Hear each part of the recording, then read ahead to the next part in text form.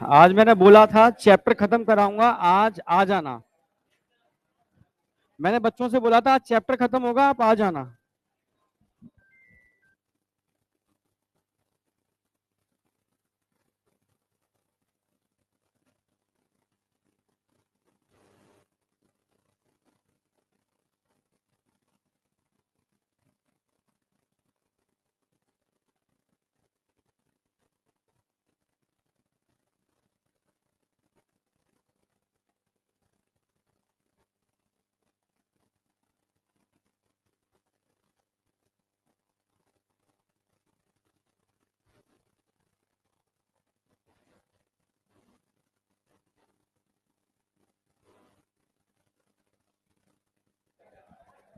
दो, तीन।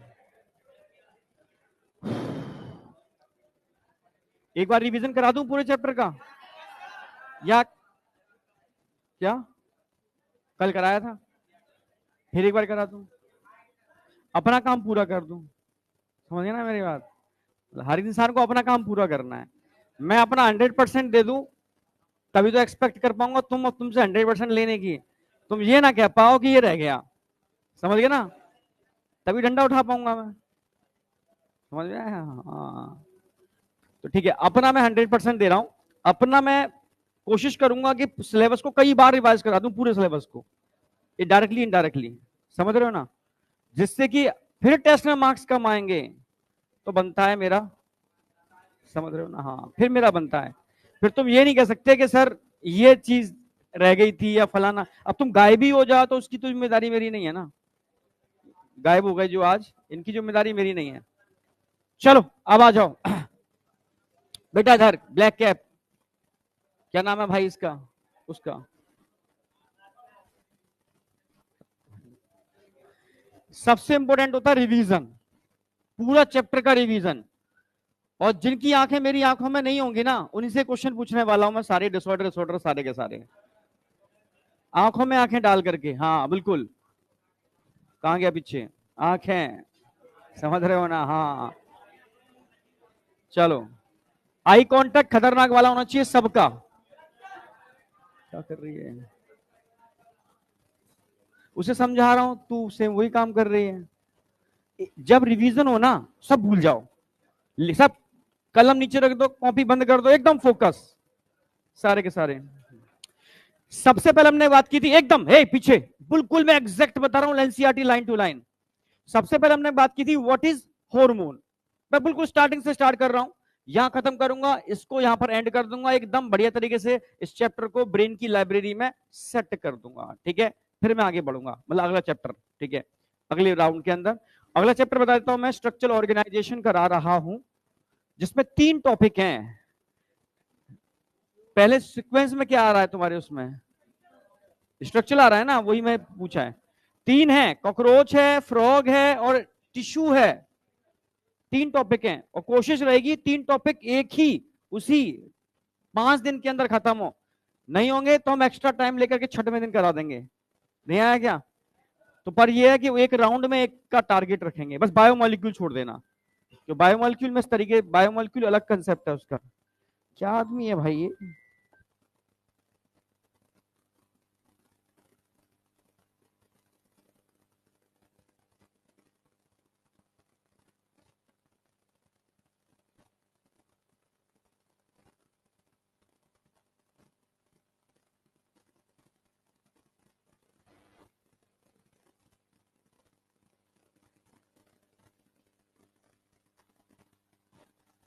हाँ, समझ गए ना?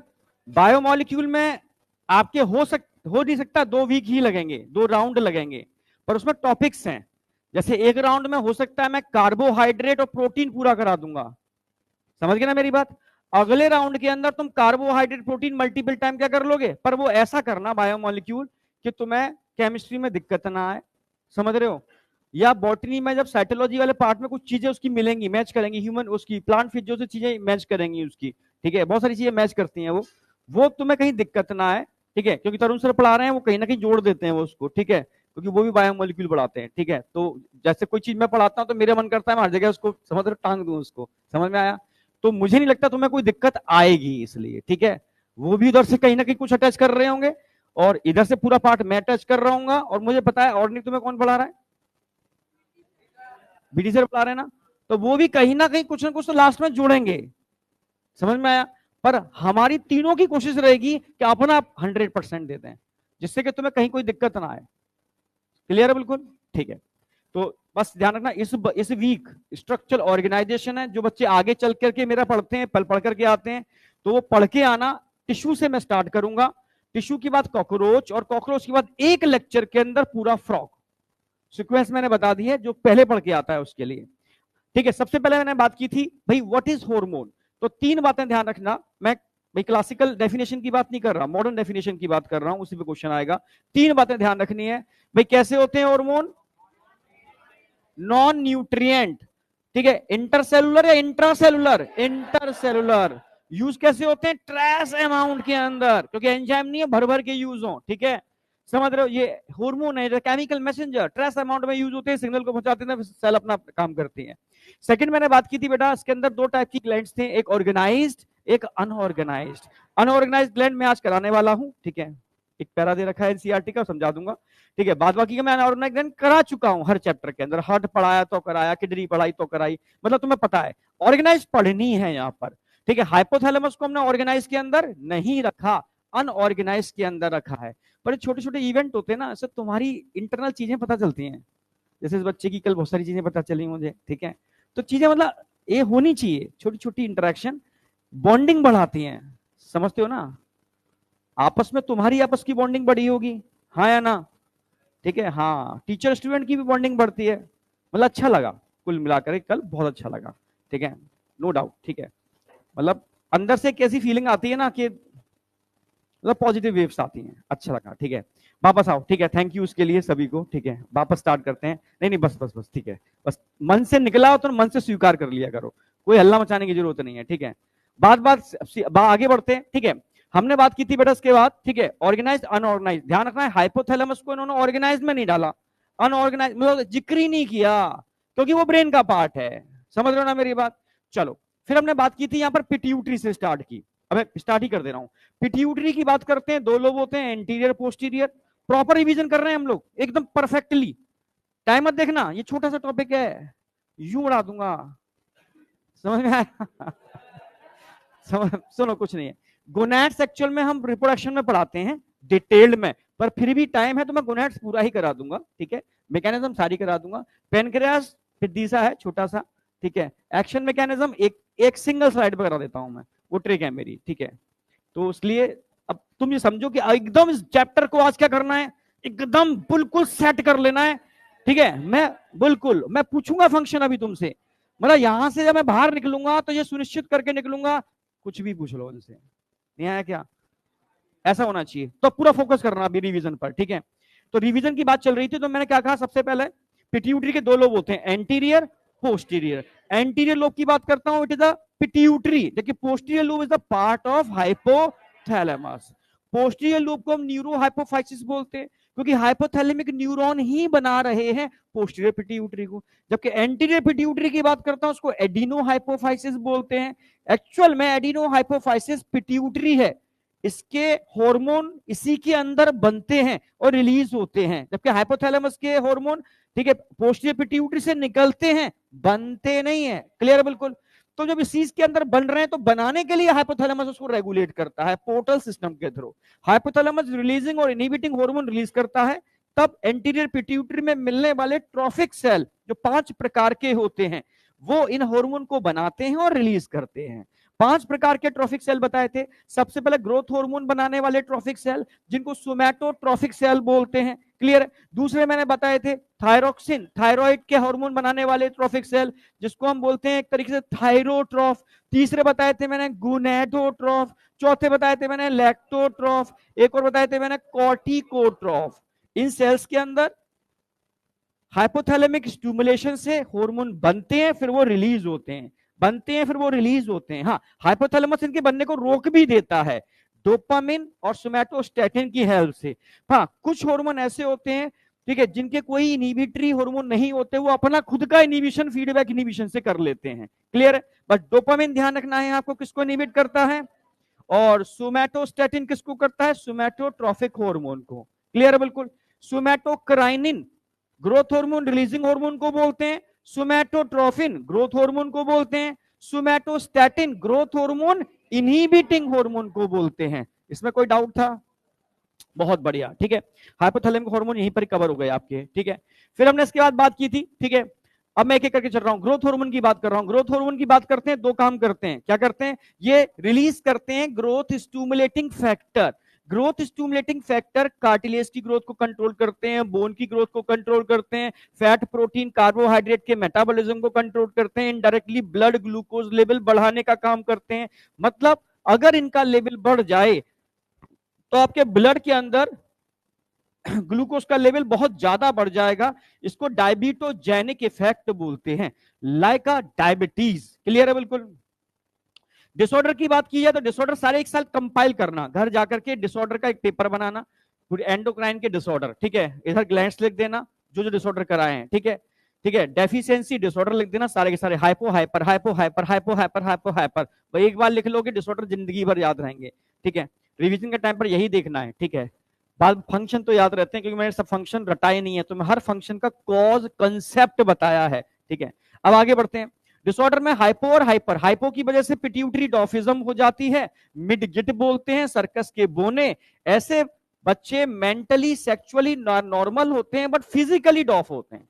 हाँ, हाइपर अगर बच्चों में हो जाए तो हाइट रुकती नहीं है, जेंट हो जाती है, समझ रहे हो ना, में रुकती नहीं है, बढ़ती चली जाती है, खली लाइक स्ट्रक्चर बन जाता है, गाइगेंटिज्म, ठीक है। हाँ, अगर बड़ों में हो जाए, समझ रहे हो, तो हड्डियां तो फ्यूज हो चुकी हैं, एक्रोमेगेली होने की प्रोबेबिलिटी बढ़ जाती है, समझ रहे हो सकता है बॉडी के कुछ ऐसे ग्लैंड आपस में फ्यूज कर जाएं जो कहीं ना कहीं सर्वाइबिलिटी, डेथ के लिए रिस्पॉन्सिबल हो सकता है। ये रोग लीथल हो सकता है, ये रोग खतरनाक हो सकता है, ये रोग। समझ में आया नहीं आया? आगे बढ़े थे हमने, थायराइड स्टिमुलेटिंग हार्मोन, थायराइड को स्टिमुलेट करते हैं क्या रिलीज करने के लिए? Thyroxine T3 T4। अगर मैं कॉर्टिकोट्रोफिक रिलीजिंग हार्मोन की बात करता हूं, दो हार्मोन रिलीज करते हैं, एडिनोकॉर्टिकोट्रोफिक हार्मोन और साथ में मेलानोसाइट स्टिमुलेटिंग हार्मोन। ह्यूमन के अंदर मेलानोसाइट स्टिमुलेटिंग का कोई रोल नहीं है क्योंकि मेलानिन पिगमेंट हमारे कांस्टेंट रहते हैं, बढ़ते घटते या चेंज नहीं होते। तीसरा मैंने बताया था इसमें लैक्टोट्रॉफ, लैक्टोट्रॉफ की अगर बात करते हैं तो प्रोलैक्टिन हार्मोन रिलीज करते हैं। प्रोलैक्टिन हार्मोन की बात करते हैं, दो काम करता है, मेमोरी ग्लैंड के डेवलपमेंट को भी इंड्यूस करता है, so it is called mammotropic hormone. साथ में ये लैक्टोजेनिक है, मतलब मेमोरी ग्लैंड के अंदर मिल्क के फॉर्मेशन बनने को इंड्यूस करता है, बनने को इंड्यूस करता है, so it is called lactogenic hormone. यहां तक कोई डाउट था? एक गोनेडोट्रोफिक हार्मोन की बात करते हैं, एलएचएफएसएच मेल में भी होते हैं, फीमेल में भी होते हैं। अगर मेल में एलएचएफएसएच की बात की जाए तो मेल में एलएच क्या करता है? टेस्टीज, टेस्टिस के लिडिक सेल को स्टिमुलेट करता है एंड्रोजन यानी टेस्टोस्टेरोन को रिलीज करने के लिए। टेस्टोस्टेरोन मेल सेक्स हार्मोन है जो मेल के सेकेंडरी सेक्सुअल कैरेक्टर को भी मेंटेन करेगा, मेल में एनाबॉलिक इफेक्ट के लिए भी रिस्पॉन्सिबल होगा। पर एनसीईआरटी ने जिक्र किया है स्पर्मेटोजेनेसिस, भाई स्पर्मेटोजेनेसिस को यही इंड्यूस करता है। यहां तक क्लियर था? अगर मैं दूसरे हार्मोन की बात करता हूं, एफएसएच फॉलिकल स्टिमुलेटिंग हार्मोन, ये भी पिट्यूटरी से निकल रहा है पर काम गोनेड्स पर कर रहा है, so it is called gonadotrophic hormone. Gonads पे किस पर काम करेगा? सर्टोली सेल, सर्टोली सेल जो रिलीज करते हैं स्पर्म मैच्योरेशन फैक्टर, जो कहीं ना कहीं जो स्पर्म बन रहे थे उनको मैच्योर करने में हेल्प करता है।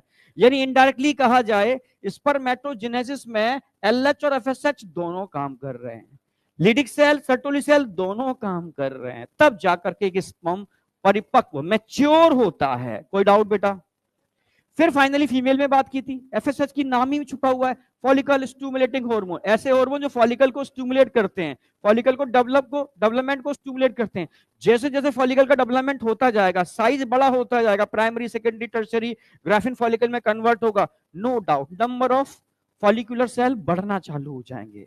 फॉलिकुलर सेल ही इस ओवरी में मेन सोर्स होता है एस्ट्रोजन का। भाई ओवरी में कौन बना रहा है एस्ट्रोजन? Follicular cell. अगर फॉलिकुलर सेल का साइज बढ़ेगा तो नो डाउट एस्ट्रोजन का लेवल भी धीरे धीरे बढ़ेगा। यानी फॉलिकल स्टिमुलेटिंग हार्मोन दो काम कर रहा है, development of follicle and secretion of oestrogen. कोई डाउट? अब बात करते हैं एलएच, नाम में छुपा हुआ है, एलएच ल्यूटिनाइजिंग हार्मोन, ऐसा हार्मोन जो कॉर्पस ल्यूटियम को बनाने का काम करता है, यानी ओव्यूलेशन का काम करता है, यानी सेकेंडरी oocyte को फैलोपियन ट्यूब में छोड़ने का काम करता है, साथ में इस रप्चर्ड फॉलिकल को एक ग्लैंड में कन्वर्ट कर देता है, कॉर्पस ल्यूटियम। ठीक है, ल्यूटियम इसलिए बोलते हैं क्योंकि ल्यूटिन नाम की प्रोटीन इसमें डिपॉजिट हो जाती है, इसलिए इसको कॉर्पस ल्यूटियम बोलते हैं। यानी जब तक एलएच का लेवल बढ़ा हुआ है पिट्यूटरी से, तब तक कॉर्पस ल्यूटियम का कोई भी बाल भी बांका नहीं कर सकता, वो मेंटेन रहेगा, ग्लैंड की तरह काम करता रहेगा और इन हार्मोन के सीक्रेशन को करता रहेगा। पर एलएच की एक समय अवधि है, एक समय सीमा है, उसके बाद उसको जाना ही जाना है। कितने दिन की समय अवधि होती है? 14 दिन की, 14 दिन की मात्र। देखो तुम में से कितने लोग बता पाएंगे, समझ रहे हो, कंसेप्चुअल हैं, 12th अच्छे से करके आए हैं, मुझसे कभी ढंग से पढ़े हैं। ठीक है, मान लो प्रेगनेंसी कंसीव हो जाती है तो 14 दिन बाद एलएच डाउन होगा या नहीं होगा? अब पढ़ेंगे डंडे। एलएच पिट्यूटरी से निकलता है, पिट्यूटरी को प्रेगनेंसी से कोई मतलब नहीं है, वो 14 दिन ही निकलेगा, 14 दिन बाद डाउन होगा ही होगा। अब मैं आगे क्या पूछूं, क्वेश्चन तो आगे आना था, तुमने यही पहली गलती कर दी।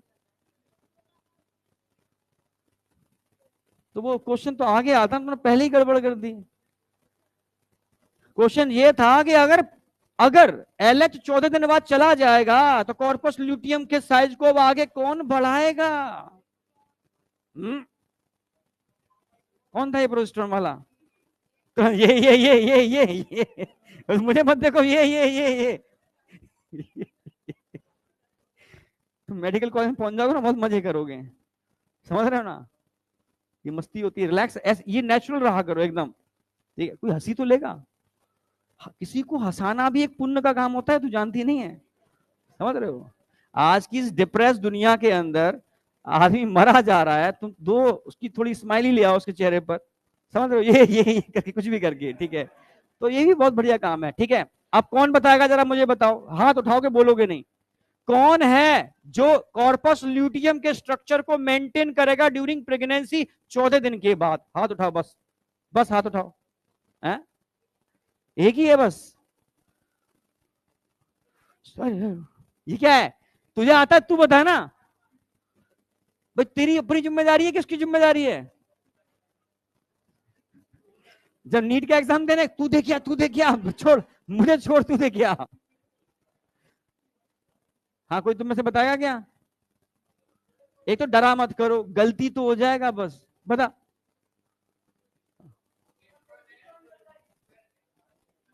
कौन था ये प्रोजेस्टेरोन वाला? प्रोजेस्टेरोन तो वहां से निकलता है। हाँ, कहां गई? अब जब मैं उसे डांटता रहा हूं तो तब भी प्रोजेस्टेरोन बोल रही है, मतलब तुझे मैं डांटूंगा नहीं, वो गलत, अरे यार। हाँ हाँ, बोल बोल। तुम सब गधे हो क्या? तुम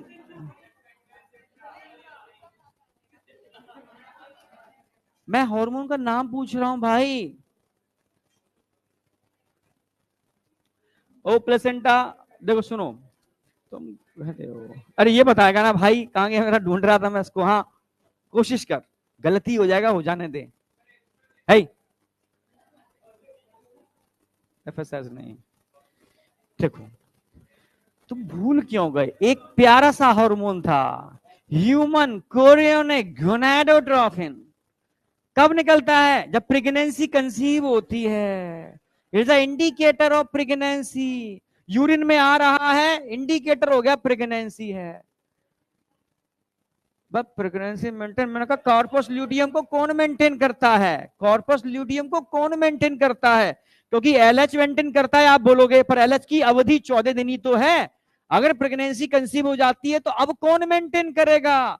क्योंकि फर्टिलाइजेशन के 7वें दिन क्या हो जाएगा?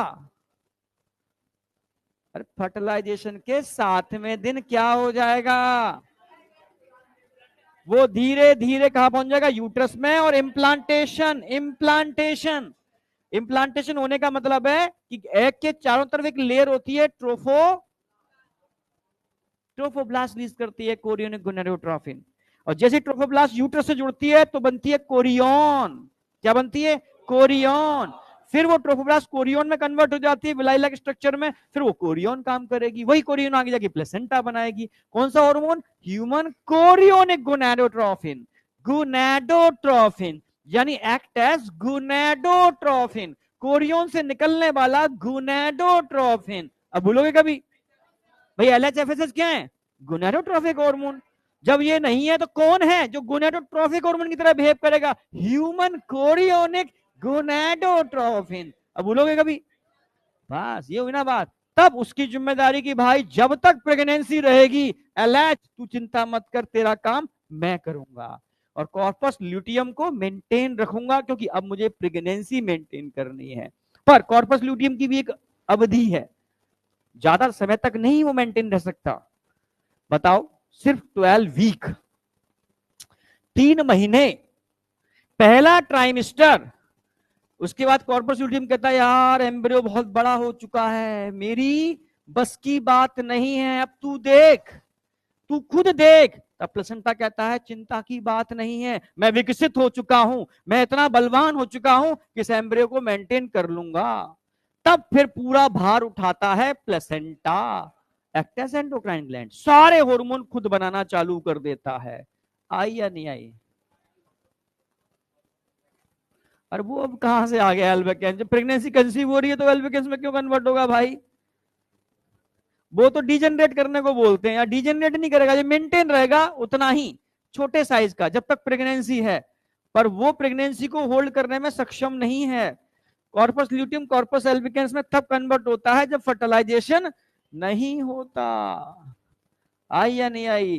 तो तुम मुझसे नहीं पढ़े, इसका मतलब मैं ऐसे नहीं पढ़ाता, मैं एक एक कंसेप्ट को जोड़ जोड़ के पढ़ाता हूं। नहीं, उसे पढ़ना नहीं कहते, समझ रहे हो? पढ़ने का मतलब है तुम्हें कंसेप्ट आने चाहिए, समझ रहे हो? मैं अपनी नाक कटाने नहीं दूंगा। अब आगे आ जाओ, वापस आ जाओ। कल तुम्हारे यहाँ जाने के बाद एक बच्चे से मेरी बात हुई थी, मैंने कल रात में बताया भी था उसमें लाइव में, ठीक है? मैं इसलिए कहता हूं कि मुझे इतना पता है कि कहीं ना कहीं तुम्हारी लाइफ के अंदर वैल्यू तो जोड़ूंगा मैं, ठीक है? वो तुम अभी तुम्हें शायद ना लगे, पर तुम जब लाइफ में आगे बढ़ोगे तो भूलोगे तो नहीं मुझे, अगर तुम जेन्युइन हो तो, जेन्युइन हो तो, ठीक है? क्योंकि उस बच्चे ने यही कहा कि सर मेरा, जब मैं तैयारी कर रहा था साथ में बीएससी करना चालू कर दी मैंने, प्रेशर था, इतना घर से मजबूत नहीं था, तो जब नहीं हुआ मेरा 2021-22 के अंदर, ठीक है, तो बीएससी मेरी कंप्लीट हो गई थी, मैंने पैरेलल एमएससी डाल दी, ठीक है? घर की स्थिति सही नहीं थी, पापा फौज में थे, बहुत छोटी पोस्ट पर थे, ठीक है, रिटायर है अब। तो अभी मैं एलिन कहाँ है इधर, गुजरात में बताया था उसने, सूरत था क्या था, सूरत, शायद सूरत ही होगा, हाँ, ठीक है। मैं अभी एलिन के अंदर एक पोस्ट निकली थी मेरी, तो मैंने गया, तो बहुत सारे टीचर आए हुए थे, तो मैं थोड़ा डर रहा था, ठीक है? बट आपके नोट्सों से कॉन्फिडेंस मेरा शुरू से रहा है, मैं जहां भी मैंने जो किया बीएससी एमएससी यूं उड़ा दी, ठीक है? जो बड़े बड़े जो भैया होते थे वो मुझसे पूछते थे, ठीक है? तो आपकी नोट्स ही सब जगह मैं यूज कर रहा था। अब वहां पर क्या हुआ, टेस्ट मिला रिटिन, तो रिटिन टेस्ट के अंदर 45 क्वेश्चन थे, 1 घंटे का टाइम दिया गया था, ठीक है? जैसे ही टेस्ट मेरे सामने आया, मैंने सर 15 मिनट के अंदर पूरा टेस्ट उड़ा दिया, सारे क्वेश्चन सही थे और सब आपके नोट्सों से थे, ठीक है? तो मैंने मतलब मुझे रियलाइज हुआ कि हाँ मैं सही डायरेक्शन में जा रहा हूँ। सर मेरा सिलेक्शन भी हो गया, ठीक है, और 7 लाख का मुझे पैकेज मिल गया है, ठीक है? अब मैं अपने पापा की हेल्प कर पा रहा हूँ, सर थैंक यू। फिर पापा का भी फोन आया, पापा ने भी बात की, ठीक है? नहीं समझ में आया? तो आपको अच्छा लगता है ना कि यार ठीक है, आप ऐसा नहीं है कि बच्चे को पढ़ा रहे हो, सिलेक्ट नहीं हुआ तो लाइफ बर्बाद, ये सेटिस्फेक्शन है। अगर बाई चांस 1%, 0.1% सिलेक्शन नहीं हो पाया तो बेकार तो नहीं जाएगा, ठीक है? वो कुछ ना कुछ जबरदस्त करके जाएगा। ये तो मेरी लाइन हो गई। अब मैं लाइन से हटके बड़ा प्यारा एग्जांपल, अभी अभी ये भी कुछ 4-5 दिन पहले की बात है, तुम्हें बताई भी थे मैंने, हाँ, बीबीए बीसीए वाला। क्या? ऐसे तो खैर अभी मैं बता दूं कि बहुत सारे हैं। अब सुधांशु सर लाइव ही है बिल्कुल, क्या गजब टीचर है, पूरी मतलब सुपर लेवल की, मतलब लॉकडाउन के अंदर ढूंढा था इनको मैंने, कहां गए, समझ रहे हो ना? इसलिए मुझे पता है कि तुम में से कोई ना कोई हीरे होंगे, ठीक है, जो हो सकता है मेडिकल फील्ड में बहुत बड़ा काम करें, ठीक है, इंडिया के वर्ल्ड लेवल पे करें, ठीक है?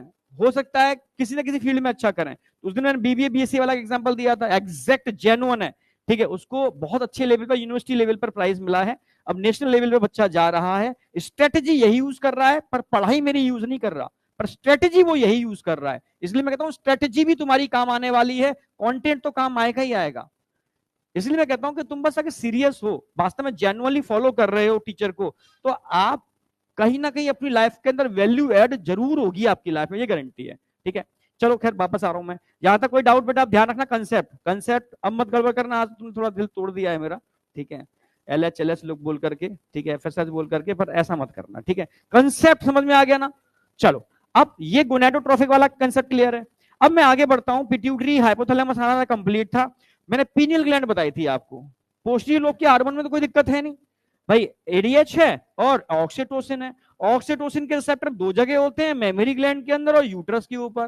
ठीक है, बनते हैं प्रेगनेंसी के अंतिम दौर में, बनते हैं, पहले से नहीं होते। ठीक है, जब बन जाते हैं तब ऑक्सीटोसिन बाइंड करता है, तब जाकर के कॉन्ट्रैक्शन ऑफ स्मूथ मसल चालू होता है, तब मिल्क का इंजेक्शन और बेबी का बर्थ इंड्यूस होता है। क्लियर था बिल्कुल? एडीएच में बहुत बार पढ़ा चुका हूं, एंटी डायूरेटिक हार्मोन, वैसोप्रेसिन भी बोलते हैं, डीसीटी और कलेक्टिंग डक्ट से वाटर के एब्जॉर्प्शन के लिए रिस्पॉन्सिबल होता है। ठीक है, पीनियल ग्लैंड की अगर बात करता हूं, एपिथैलेमस के ऊपर होती है, एक ऐसा हार्मोन रिलीज करती है, इसको मेलेटोनिन बोलते हैं। क्या बोलते हैं इसको? मेलेटोनिन बोलते हैं। और मेलेटोनिन की अगर बात की जाए तो ये सेरोटोनिन का भाई है। सेरोटोनिन सिर्फ एक ही काम करता है, स्लीप इंड्यूसर। ये पूरी बायोलॉजिकल क्लॉक को मेंटेन करता है, आपकी डायूरनल साइकिल को मेंटेन करता है, आपके दिन और रात की साइकिल को मेंटेन करता है, आपके सोने और जगने की साइकिल को मेंटेन करता है। समझ में आ गया? यानी क्या करता है, अगर इसका समझ, इसका सीधा इफेक्ट किसके ऊपर पड़ता है? BMR, basal metabolic rate. जैसे जैसे ये बढ़ेगा BMR घटेगा, जैसे जैसे लाइट बढ़ेगी ये घटेगा। समझ रहे हो? जैसे जैसे BMR बढ़ेगा बॉडी टेम्परेचर बढ़ेगा। समझ रहे हो ना? BMR घटेगा बॉडी टेम्परेचर घटेगा। समझ रहे हो? ये आपका डिफेंस सिस्टम का पार्ट करता है, ये पिगमेंटेशन कराता है। आप समझ रहे हो ना? और कहीं ना कहीं इतनी सब चीजें हैं तो कहीं ना कहीं मेंस्ट्रुअल साइकिल को भी नियंत्रित कर रहा है। समझ में आया नहीं आया? तो ये सारे फंक्शन कवर हो गए एनसीईआरटी के। सीधे हम उसके बाद आते हैं थाइमस के ऊपर। थाइमस मैंने बताया था एज के बढ़ने के साथ साथ घटती है। ठीक है, एनसीईआरटी में नहीं दे रखा, पर स्टैंडर्ड कोई बुक देखोगे तो पहले ये ऑप्टिमम साइज पर आती है, ऑप्टिमम साइज रिटेन करने के बाद रिड्यूस होना चालू हो जाती है।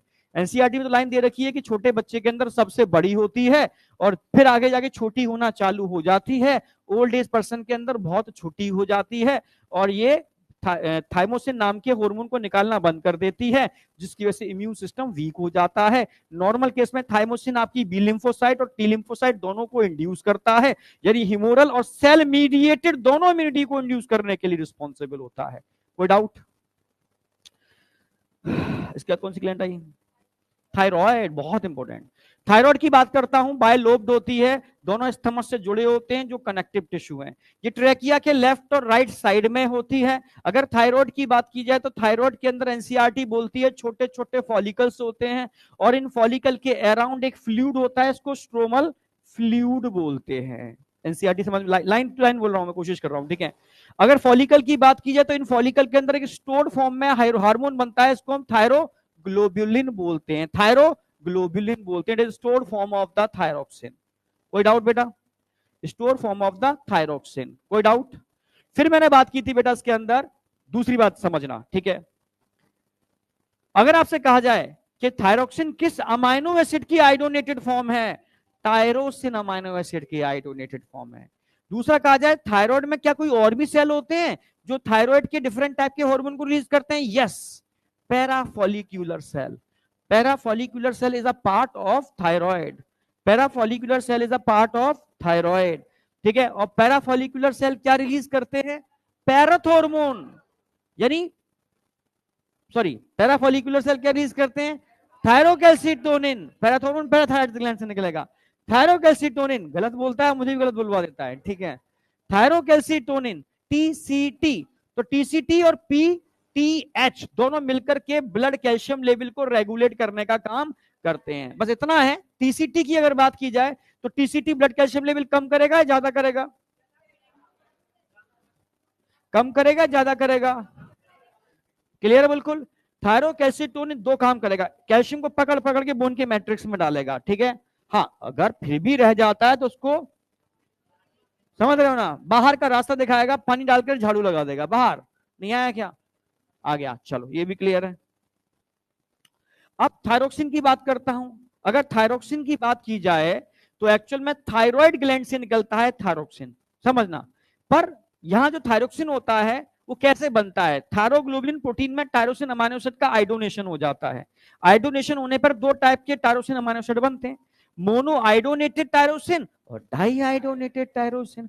मोनो आइडोनेटेड और डाई आइडोनेटेड आपस में जुड़ जाते हैं तो ट्राई आयोडो टायरोनिन बनता है। आया, अगर दो डाई डाई जुड़ जाते हैं तो टेट्रा आइडोनेटेड टायर, ठीक है, टेट्रा आइडोनेटेड थायरोनिन बनेगा। क्लियर है बिल्कुल, यानी ट्राई आइडोनेटेड थायरोनिन और टेट्रा आइडोनेटेड थायरोनिन। क्लियर है बिल्कुल, इसको क्या बोलेंगे, T3 T4।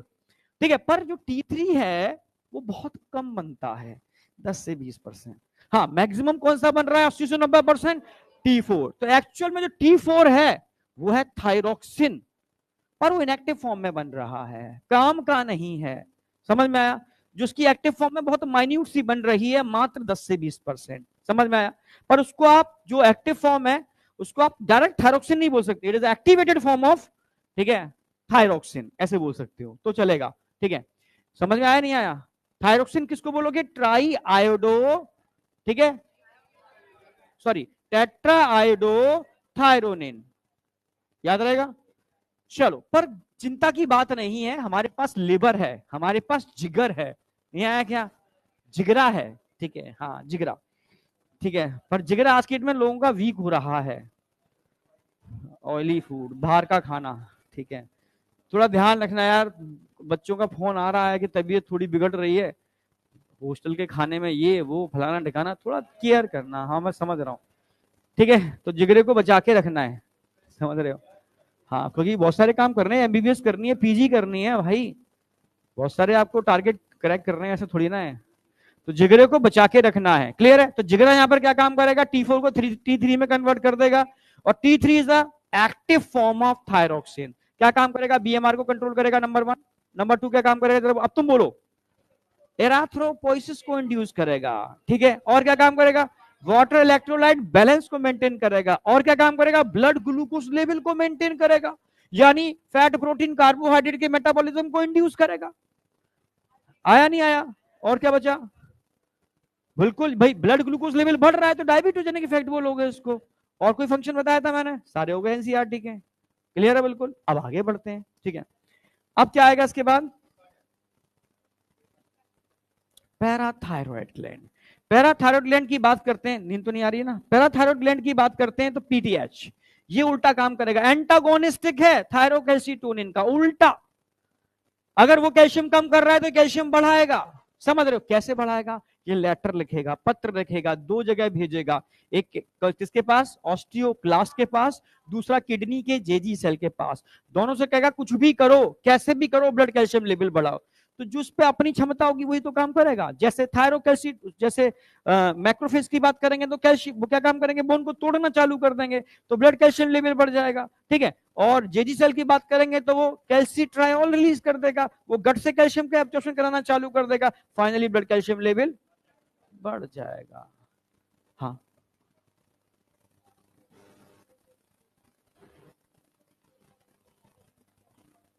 एक नोटेबल पॉइंट जहां पर ये मैंने लिखा है वहां कहीं लिख लो, रेगुलेशन ऑफ कैल्शियम, तुम्हें लिखाया था रेगुलेशन ऑफ कैल्शियम, तुम्हारे में नहीं कराया मैंने, ऐसे दो करा करके ऐसे, अरे कोई नहीं, कुछ याद है ही नहीं, देखो मैं 2 मिनट में तो अभी कैसे याद नहीं रहेगा, देखो रेगुलेशन, ऐसे लिखो, regulation of blood calcium level, कैसे रेगुलेशन होता है, कौन रेगुलेटर है। अब दो ग्लैंड हैं भाई, कितनी ग्लैंड है यहां पर, दो ग्लैंड हैं। पहली तो आपको ध्यान रखनी है थायराइड,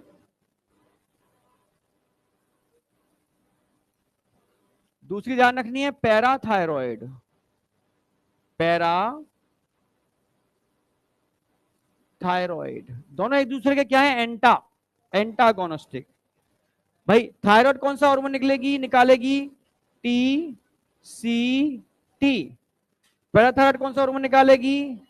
पी टी एच। समझना, टीसीटी क्या काम करने वाला है? टीसीटी डिक्रीज करेगा ब्लड कैल्शियम लेवल। भाई ये आप जानते हो, ये तो हमेशा इंक्रीज ही करता है। इंक्रीज करेगा ब्लड कैल्शियम लेवल। ठीक है, समझ रहे हो ना मेरी बात? पर मान लो पीटीएच हाइपर सिक्रेशन हो गया, ठीक है, पी टी एच हाइपर हो गया। अगर पीटीएच हाइपर हो जाएगा तो बोन का ब्रेकडाउन बढ़ जाएगा, ऑस्टियोपोरोसिस हो जाएगी, ऐसा हो गया तो सब बेकार हो जाएगा ना। तो जैसे ही हाइपर होगा तुरंत ये स्टिमुलेट कर देगा किसको? थायराइड को। और थायराइड क्या करना चालू कर देगी? टीसीटी को निकालना चालू कर देगी और ब्लड कैल्शियम लेवल धीरे धीरे कम होना चालू हो जाएगा। आया नहीं आया? पर मान लो ये हाइपर हो गया, मान लो भाई, ये भी तो हो सकता है भाई, गुस्सा अकेला सी या ये भी तो गुस्सा हो सकता है भाई। ठीक है, टी सी टी हाइपर हो गया तो तुरंत ये किसको स्टिमुलेट करेगा? पैराथायराइड को, ये निकलना चालू हो जाएगा। आया नहीं आया? यानी दोनों एक दूसरे के एंटागोनिस्टिक हैं। ये हाइपर होगा तो उसको नियंत्रित ये करेगा, ये हाइपर होगा तो उसको नियंत्रित ये करेगा। दोनों मिलकर के ब्लड कैल्शियम लेवल को रेगुलेट करते रहेंगे। आई या नहीं आई? आई, बहुत बढ़िया। हाँ बेटा,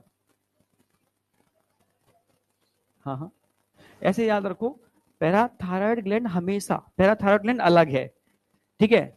और मैंने एक डिसऑर्डर बताया था पैराथायराइड टिटेनी। तो पैराथायराइड टिटेनी क्यों बोला? क्योंकि टिटनस हमेशा, जो टिटेनी होती है वो हाइपोकैल्शियम की वजह से होती है बॉडी फ्लूइड में। तो क्यों हो रही है? पीटीएच कम हो रहा है तभी तो हो रही है। यानी पीटीएच करेगा क्या? कैल्शियम लेवल बढ़ाएगा। ऑलवेज डिसऑर्डर से याद रखो, पैराथायराइड टिटेनी। ठीक है, अब जिंदगी में नहीं बोलोगे। हाँ, हाइपो, अच्छा हाइपर, हाइपर लिख दिया दोनों जगह मैंने। हाँ सही तो लिखा है भाई। ये हाइपर हो गया तो उसको इंड्यूस करेगा, ये हाइपर हो गया तो उसको इंड्यूस करेगा। ऐसा ना हाइपो हाइपर लिख दिया तो अगली जैसे बगल में आपको हाइपो ही लिखना पड़ेगा। ठीक है, हाइपर हाइपर साथ साथ नहीं हो सकते, एक हाइपो होगा तो एक हाइपो होगा। ऐसा है क्या?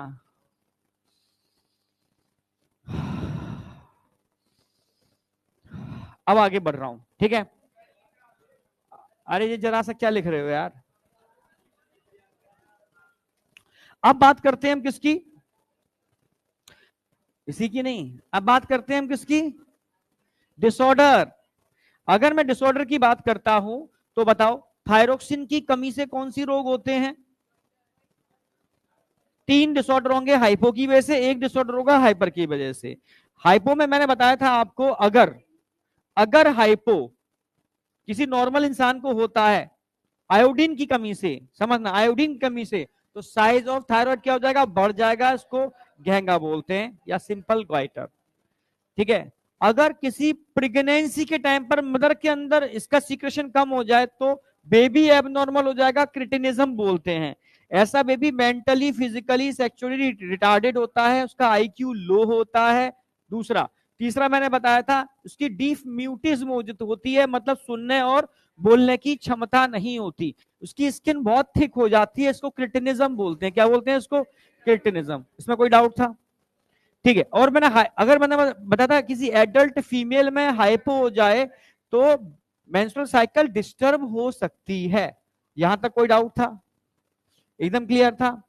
फिर मैंने इसके बाद आपको बताया था हाइपर सीक्रेशन। अगर हाइपर सीक्रेशन हो जाए तो बीएमआर बढ़ जाएगा, बॉडी टेम्परेचर बढ़ जाएगा, आंखों की आई बॉल के पीछे म्यूकस का एक्सेसिव डिपोजिशन हो जाएगा। अगर म्यूकस का एक्सेसिव डिपोजिशन होता है तो उसको क्या बोलते हैं? ग्रेव डिसीज या एक्सोथेल्मिक गोइटर। एक्सो माने बाहर, ऑप्था माने आंखें, गोइटर का मतलब है समझ में बड़ा हो जाना, निकल जाना। एक्सोथेल्मिक गोइटर। कोई डाउट? पक्का? देख लो, क्लियर है ना एकदम? चलो ठीक है, लेकिन तू सुधरी ही नहीं है अभी तक। ऐसा हो सकता है तू चेंज एकदम दिखे सिलेक्शन के बाद, है ना? मुझे पता सिलेक्शन का चेंज आता है बच्चों के अंदर। मतलब जो बहुत तगड़े होते हैं वो एकदम स्लिम ट्रिम बढ़िया से हो जाते हैं। कौन है यस्सर वाला? हाँ, ठीक है। और जो बहुत स्लिम ट्रिम होते हैं वो सही हो जाते हैं एकदम बढ़िया। तो हो जाइयो भाई। पता है वहां जो सीनियर होंगी ना लड़कियां, वो समझ रहे हो रैंक लेना चालू कर देती है कमजोर को देख करके। और उनको ये नहीं पता कि इंसान शरीर से कमजोर नहीं होता, समझ रहे हो? जो शरीर से कमजोर होता है ब्रेन से बड़ा खतरनाक होता है वो, समझ रहे हो? और जीत हमेशा ब्रेन से जीती जाती है, शरीर से थोड़ी ना जीती जाती है। हाँ, उनको नहीं पता ये वाली बात। पर हमें किसी भी तरीके से किसी भी एंगल से कमजोर नहीं रहना है। ब्रेन से भी स्ट्रांग रहना है और शरीर से भी स्ट्रांग रहना है। क्योंकि शरीर स्वस्थ होगा तभी तो स्वस्थ दिमाग होगा भाई, समझ रहे हो ना? वापस आ जाओ। अपना फोटो जरूर भेजना भाई, जब सिलेक्शन हो जाए, 1-2 महीने हो जाए तो ठीक है। और मुझे भेज देना भाई, पर्सनली भेज देना, मैं स्टोरी लगा दूंगा। सिलेक्शन हो जाएगा, नंबर भी मिल जाएगा, ठीक है? समझ गई? ठीक है। और चेंज होने का जरूर भेजिए। अब देखो सर मैं कैसी दिख रही हूँ, ठीक है? तो पानी देखता रहियो, इधर आ। चलो, यहां तक कोई डाउट है बेटा? आगे बढ़ जाएं। तो थायराइड क्लियर थी हमारी। पैराथायराइड में दो चीजें बताई थी, अगर हाइपर सीक्रेशन हो जाएगा पैराथायराइड का तो ऑस्टियोपोरोसिस हो जाएगी, हाइपो हो जाएगा तो टिटेनी हो जाएगी। अच्छा, मैंने एड्रिनल भी तो करा दी कल। तो एड्रिनल में तो दो छोटी सी बात याद रखनी है आपको, ठीक है भाई? एड्रिनल ग्लैंड के दो ग्लैंड होते हैं, एक कॉर्टेक्स और एक मेडुला। अगर मैं मेडुला की बात करता हूं तो उसके हार्मोन आपको पता ही है, एड्रिनलिन, नॉरएड्रिनलिन। बस शेर को अपने पीछे दौड़ा देना, कुछ याद करने की जरूरत नहीं है। क्लियर है? बिल्कुल शेर को दौड़ाना है। इसको कैटाकोलामाइन भी बोलते हैं, डबल एफ हार्मोन भी बोलते हैं। बस ध्यान रखना है मेडुला का ओरिजिन उल्टा एक्टोडर्मल होता है, कॉर्टेक्स का ओरिजिन मीजोडर्मल होता है। कॉर्टेक्स में कितनी लेयर होती है? 3। ग्लूकोकॉर्टिकॉइड, मिनरलोकॉर्टिकॉइड और sex corticoid, sorry, zona glomerulosa, zona fasciculata और zona reticularis. Zona glomerulosa zona glomerulosa mineralocorticoid release करते हैं, जोना, ठीक है, फेसिकुलेटा ग्लूकोकॉर्टिकॉइड रिलीज करते हैं और zona reticularis sex corticoid release करते हैं। सबसे वाइडेस्ट लेयर मिडिल लेयर होती है, ठीक है? हाँ, सबसे पहले बात करूंगा zona glomerulosa. Group of hormone mineralocorticoid, main hormone aldosterone. Control कौन करता है? रास। करता क्या है? सोडियम के लेवल को बढ़ाएगा, वाटर के लेवल को बढ़ाएगा, फास्फोरस पोटेशियम के लेवल को घटाएगा। इससे ये 3 काम कर लेता है। ऑस्मो रेगुलेशन, ठीक है, नंबर 1। दूसरा, ब्लड प्रेशर को मेंटेन कर लेता है, वाटर आयोनिक बैलेंस कर लेता है। कोई डाउट? एनसीईआरटी पूरी खत्म, ठीक है? दूसरा बात की थी ग्लूकोकॉर्टिकॉइड। ग्लूकोकॉर्टिकॉइड की बात करते हैं तो ग्रुप ऑफ हार्मोन ग्लूकोकॉर्टिकॉइड, ठीक है, जो ना fasciculata. Group of hormone glucocorticoid, main hormone cortisol, जिसको हाइड्रोक्सी कॉर्टिसन भी बोलते हैं, हाइड्रोक्सी कॉर्टिसन भी बोलते हैं। क्वेश्चन एक बार आया था इसलिए डाल दिया मैंने ये वाला, ठीक है? फिर मैंने बताया था कंट्रोल कौन करता है? एडिनोकॉर्टिकोट्रोफिक हार्मोन करता है, एडिनोकॉर्टिकोट्रोफिक हार्मोन, ठीक है? ठीक है सर, समझ में आ गया। सर काम क्या है? बहुत सारे काम है भाई इसके, समझ रहे हो? ये आरबीसी फॉर्मेशन को इंड्यूस करता है, एरेथ्रोपोइसिस को, याद आया? ठीक है, इसके अलावा ब्लड ग्लूकोज लेवल को बढ़ाने का काम करता है, यानी फैट प्रोटीन कार्बोहाइड्रेट के मेटाबॉलिज्म को बढ़ा देता है। याद आया? अभी वहां आ रहे हैं ना भाई? तू ऐसे समझ रहे हो, तरीके से याद करेगा तो ही याद रहेंगे। 3 फंक्शन समझ में आ गए। चौथा फंक्शन बताया था मैंने, ये इम्यूनिटी को सप्रेस करने का काम करता है। Act as immuno suppressor, act as immuno suppressor. ये आपकी इम्यूनिटी को सप्रेस करने का काम करता है, इम्यूनो सप्रेसर की तरह काम करता है। इसीलिए, ठीक है, आप कह सकते हो इसको बहुत सारी ड्रग्स में यूज किया जा रहा है इम्यूनिटी सप्रेस करने के लिए। जैसे मैंने केस बताया था ऑटो इम्यून डिसीज के अंदर उसको यूज कर रहे हैं, क्योंकि वहां पर भी इम्यूनिटी हाइपर हो जाने की वजह से दिक्कत होती है। कोई डाउट? ठीक है, कोई डाउट बेटा पीछे? ठीक है। दूसरा मैंने बताया था कि अगर किसी को एलर्जी बहुत ज्यादा होती है, किसी को इन्फ्लामेशन बहुत ज्यादा होता है, किसी को ऑर्गन ट्रांसप्लांटेशन करना है, तो इसी हार्मोन को यूज करेंगे। समझ रहे? ये ब्लड ग्लूकोज लेवल बढ़ाता है, तो इसीलिए इसको एंटी स्ट्रेस हार्मोन भी कहते हैं। स्ट्रेस के टाइम पर इसका लेवल बढ़ जाता है। समझ में आया नहीं आया? इसलिए स्ट्रेस से लोगों का मोटापा भी बढ़ जाता है, समझ रहे हो? क्योंकि स्ट्रेस को रिमूव करने के लिए ज्यादा, जब भी आप स्ट्रेस में होगे ना, तो आपके ब्रेन को ग्लूकोज चाहिए होगा। आपके स्ट्रेस को रिमूव करने के लिए। स्ट्रेस के टाइम पर आप मीठा ढूंढोगे, एक तो हाइपोथैलेमस आपको इंड्यूस करेगा, स्ट्रेस में हो, ठीक है, मीठा खाओ, कोई मीठी चीज खा लो, कभी गुस्से में नहीं, गुस्सा आ रही है, फ्रिज में गए ढूंढ रहे हैं क्या है, कुछ भी खा करके, ऐसे हैं बचपन में बच्चे करते हैं, गुस्से में कुछ ऐसी चीजें खा लेते हैं मीठी मीठी, तो और मोटापा बढ़ता है गुस्से में। क्यों खा नहीं लेते हैं, उनको खिलाया जाता है, खिलवाया जाता है, कौन करवाता है, हाइपोथैलेमस। तुम्हें लगता है कि तुम प्यासे हो, तुम्हारी प्यास जनरेट की जा रही है, तुम भूखे हो, तुम्हारी भूख जनरेट की जा रही है, तुम्हें लगता है तुम दूसरों को नियंत्रित कर रहे हो, तुम्हारा ब्रेन ही तुम्हें घुमा रहा है, समझ रहे हो, तुम्हें नचा रहा है और तुम नाच रहे हो, क्योंकि तुम्हारे ऊपर नियंत्रण है ही नहीं।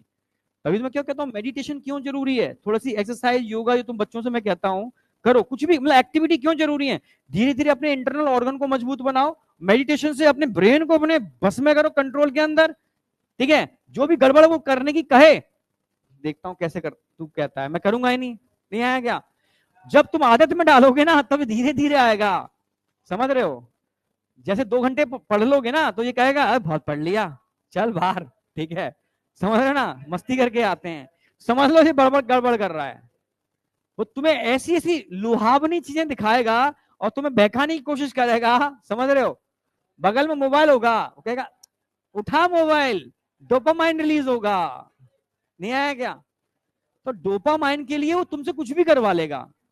अब ये तुम डिसाइड करना है कि तुम्हें उसके अनुसार चलना है या उसको अपने अनुसार चलाना है, आई या नहीं आई। तो ध्यान रखना है कि जब भी तुम स्ट्रेस में होगे तो ऑटोमेटिकली आपकी मीठे खाने की इच्छा होगी, ऑटोमेटिकली बॉडी के अंदर ग्लूकोज लेवल बढ़ना चालू हो जाएगा, ऑटोमेटिकली फैट प्रोटीन कार्बोहाइड्रेट का ब्रेकडाउन होना चालू हो जाएगा, बाहर से भी ग्लूकोज खाओगे, अंदर भी ग्लूकोज बन रहा है पर यूटिलाइज नहीं हो रहा है, तो वो सीधे फैट में कन्वर्ट होगा, मोटापा बढ़ना चालू हो जाएगा। इसलिए स्ट्रेस मत लेना, नहीं आया क्या, कई बच्चे होंगे दुबले पतले, वो सोचेंगे अच्छा स्ट्रेस से मोटे होते हैं, तो मैं सोचते हैं ठीक है मोटा होना चालू कर दें, ऐसा मत करना, ये खतरनाक होता है, ये बहुत डेंजरस है, खाने से मोटा होना है, स्ट्रेस से नहीं। आ जाओ, बस समझ में आ गया ना, आगे बढ़ रहे हैं, आगे बढ़ रहे हैं। लास्ट बताया था मैंने आपको sex corticoids, sex corticoids male में भी होते हैं, फीमेल में भी होते हैं, ठीक है, मेल सेक्स हार्मोन और फीमेल सेक्स हार्मोन दोनों रिलीज कर लेते हैं, यहाँ फीमेल सेक्स हार्मोन को एस्ट्रोजन ना बोल करके एस्ट्राडायोल बोलते हैं, क्या बोलते हैं, एस्ट्राडायोल, और मेल के केस में हम बोलते हैं DHEA, it is also androgen, ठीक है। एनसीईआरटी डीएचई का फंक्शन लिख रही है कि बॉडी हेयर, ठीक है, चाहे वो फेशियल हेयर हो या एक्सिलरी हेयर हो, इन सबको मेंटेन करता है, प्यूबिक हेयर को भी मेंटेन करता है, समझ रहे हो ना मेरी बात, आई या नहीं आई। तो जो बॉडी के हेयर्स होते हैं उनको कहीं ना कहीं रेगुलेट करने में इसका एक रोल है, एनसीईआरटी का फंक्शन है, तो थोड़ा याद रखना है इसको, मतलब फंक्शन सिर्फ एनसीईआरटी के, डिसऑर्डर सिर्फ एनसीईआरटी के, ठीक है, इतना ही कर लो आप, चाहे पैरा बना करके तो भी काम हो जाएगा, पर वो याद रहने चाहिए, एनसीईआरटी की लाइनें भूल मत जाना। हाँ बेटा, कोई और रह गया इसमें क्या, यहां तक सेट हुआ या नहीं हुआ, मतलब मतलब मैं बाहर निकलूंगा तो कोई तुमसे पूछे, रिफ्लेक्शन चाहिए मुझे एनसीईआरटी की लाइनों का, तुम मानो नहीं मानो, तुम एनसीईआरटी खोल के नहीं बैठे हो, मैं तुम्हारी एनसीईआरटी की एक लाइन करा रहा हूं,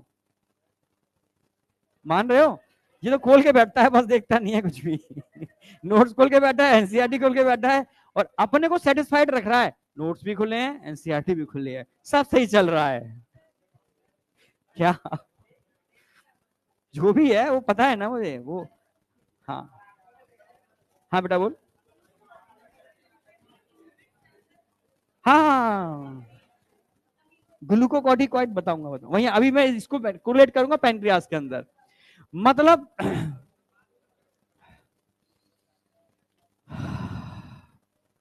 क्या लिख रहा है तू, बोलते बस क्यों भी सुन लू। हाँ, ये कौन किसके लिए लिख रही है तू, हाँ, अब ग्लूकोकॉर्टिकॉइड लाइक अ ग्लूकैगॉन जस्ट कराने वाला हूं पैनक्रियास के अंदर, मतलब ब्लड ग्लूकोज लेवल बढ़ाए ना है, अल्टीमेट टारगेट क्या है, ब्लड ग्लूकोज लेवल बढ़ाना है, तो एक तो काम करेगा फैट प्रोटीन कार्बोहाइड्रेट को तोड़ेगा, दूसरा काम जब भी पैनक्रियास में कराने वाला हूं मैं, ठीक है, ग्लूकैगॉन का, ये सेलुलर ब्लड ग्लूकोज लेवल बढ़ाने के लिए सेलुलर अपटेक ऑफ ग्लूकोज को रोक देता है, समझ रहे हो, यानी सेल के अंदर ग्लूकोज की एंट्री नहीं होगी। अमाइनो एसिड मतलब देखो दो चीजें हैं, अगर अमाइनो एसिड सेल के अंदर चला जाएगा तो प्रोटीन सिंथेसिस में डायरेक्ट पार्टिसिपेट कर लेगा, ठीक है। अगर ग्लूकोज सेल के अंदर चला जाएगा तो वो यूटिलाइज हो जाएगा, तो अमाइनो एसिड के अपटेक को रोक रहा है। इससे क्या होगा, अमाइनो एसिड का कहीं ना कहीं लिवर में ब्रेकडाउन होगा, ग्लूकोज लेवल बढ़ेगा। ठीक है, ग्लूकोज के अपटेक को रोक रहा है, मतलब ब्लड ग्लूकोज, अल्टीमेट गोल क्या है उसका, ब्लड ग्लूकोज लेवल बढ़ाना है मुझे, सेलुलर अपटेक को रोकना है, इनहिबिट करना है मुझे। ठीक है, सेल उसको अंदर ना बुला ले, सेल ने अंदर बुला लिया तो कहीं ना कहीं प्रोटीन में इसको यूटिलाइज कर लेगी। वो कारखाना है भाई, वहां तो यूटिलाइज हो जाएगा। नहीं समझ में आया? तो इसलिए ध्यान रखना है आपको, ये सेलुलर अपटेक, ये का मतलब कॉर्टिसोल की बात कर रहा हूं, अमाइनो एसिड के सेलुलर अपटेक को भी इनहिबिट करता है। खाली अमाइनो एसिड लिखा हुआ है, ग्लूकोज भी लिखा हुआ है, तो बस, क्योंकि अमीनो एसिड का सेलुलर अपटेक अक्सर होता ही है, क्योंकि तुम अमीनो एसिड डायरेक्ट यूज नहीं करते हो। अमीनो एसिड जो होते हैं प्रोटीन डायरेक्ट एनर्जी की फॉर्म नहीं है, डायरेक्ट एनर्जी की फॉर्म तो ग्लूकोज है भाई। ठीक है, ग्लूकोज अपटेक तो रुक ही रहा है, पर ये अमीनो एसिड के अपटेक को भी रोक देगा, मतलब ये कहेगा कि अमीनो एसिड का ब्रेकडाउन होना चाहिए, डीएमिनेशन होना चाहिए, और डीएमिनेशन के थ्रू अल्फा कीटो एसिड बनते हैं, और alpha keto acid directly energy formation में हेल्प करते हैं। समझ में आया नहीं आया? अब मैं स्टार्ट कर रहा हूं पैनक्रियास। अब मुझे बताओ यहां तक एक एक चीज क्लियर है नहीं है? एनसीईआरटी एकदम टिप्स पर है। अब ठंड लग रही है दोनों को? फीवर तो नहीं आ रहा? सही बताना, क्या फीवर तो नहीं आ रहा है? ध्यान रखना, क्योंकि चीजें, इन्फेक्शन छोटे छोटे फैल रहे हैं बच्चों के अंदर। ठीक है, फीवर ईवर आए तो तुरंत अलर्ट होकर डॉक्टर को दिखा लेना। ठीक है, हाँ, गट इन्फेक्शन थोड़े से हैं। अब सुनो, पेनक्रियास कैसी ग्लैंड है, एक्सोक्राइन या एंडोक्राइन? हेट्रोक्राइन। एंडो भी है और एक्सो भी है। एक्सो वाला पार्ट हमने पढ़ा नहीं है क्योंकि डाइजेशन रिमूव कर दिया है, पर एंडो वाला पार्ट हम पढ़ेंगे। अगर मैं पेनक्रियास की बात करूं तो पेनक्रियास का डायग्राम देखोगे ना, कुछ इस तरीके से होगा। ये आपकी ड्यू डे नम है, ड्यू डे नम है। ड्यूडेनम की अगर मैं बात करूं तो ड्यूडेनम के अंदर आपको पता है पेनक्रियाटिक डक्ट ओपन करती है, डक्ट एम्पुला के थ्रू, याद आया? ऊपर लिवर से आई, और ये इस तरीके से, ये तुम समझना मेरी बात बेटा, तुम सुन तो रहे हो ना?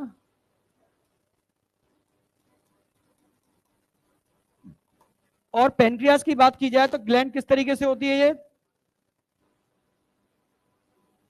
Like a leaf like structure कुछ होता है इस तरीके से।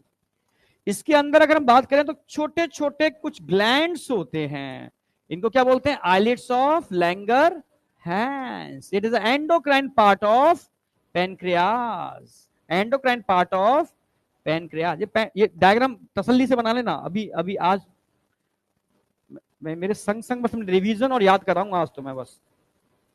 ये क्या है बेटा, छोटे छोटे cell, it is exocrine part of pancreas. तो पेनक्रियास के दो पार्ट हैं, एक्सोक्राइन पार्ट भी और एंडोक्राइन पार्ट भी है। ये जो दिख रहे हैं ये तो है एक्सोक्राइन पार्ट, जो हम नहीं पढ़ेंगे यहां पर, exocrine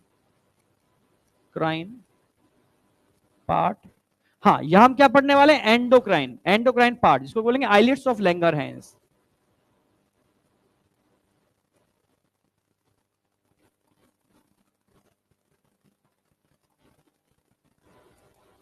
islets of Langerhans, Langerhans. ठीक है, हाँ, लैंगरहैंस की द्वीपिकाएं। ठीक है, इसको स्पेलिंग सही कर लेना, आइलेट्स है। ठीक है,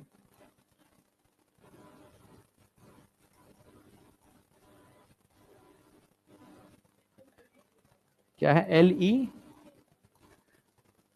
आइलिट्स है, हाँ हाँ, islets of Langerhans. It is endocrine, endocrine part of pancreas. अगर बेटा यहां बात करेंगे तो एंडोक्राइन पार्ट की बात करेंगे, और अगर इसके नंबर की बात करते हैं तो लगभग इसका नंबर एनसीईआरटी ने 1 से लेकर के 2 मिलियन दे रखा है, अबाउट 1 to 2 मिलियन, अरे about 1 to 2 million islets of Langerhans होते हैं, जो टोटल सीक्रेशन का ओनली और ओनली 1% अप्रोक्सीमेटली देख रखा है, 1% क्या, हाँ, लगभग 1 से लेकर के 2% of total secretion. Total secretion का ओनली 1 से लेकर के 2% ही रिलीज करते हैं बस। तो अब हमें पढ़ना क्या है यहां पर एक्चुअल में, ठीक है, आइलिट्स ऑफ लैंगरहैंस पढ़ना है, ठीक है, और कुछ भी नहीं पढ़ना। तो आप एक फुल पेज हॉरिजॉन्टल चाहिए आइलिट्स ऑफ लैंगरहैंस के लिए। अरे ना, तसल्ली से लिखो, पहले मैं कम कम कराने दो मुझे।